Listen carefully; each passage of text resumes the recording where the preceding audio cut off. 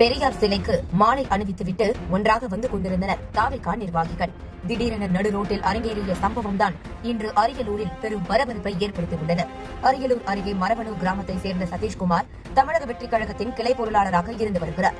அதே பகுதியை சேர்ந்த சிவகுமார் என்பவருடன் அருகில் உள்ள பெரியார் சிலைக்கு மாலை அணிவித்துவிட்டு இருசக்கர வாகனத்தில் வந்து கொண்டிருந்தனர்.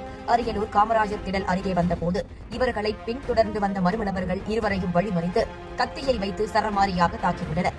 இதில் சதீஷ்குமாருக்கு வலது கழுத்து, வாய் உள்ளிட்ட பல இடங்களில் வெட்டு விழுந்துள்ளது. இதனை தடுக்க முயன்ற சிவகுமாருக்கும் வலது கைவிரல்களில் வெட்டு விழுந்துள்ளது. இதில் படுகாயமடைந்த இருவரையும் அருகில் இருந்தவர்கள் மீட்டு அரியலூர் மருத்துவக் கல்லூரி மருத்துவமனைக்கு அனுப்பி வைத்தனர்.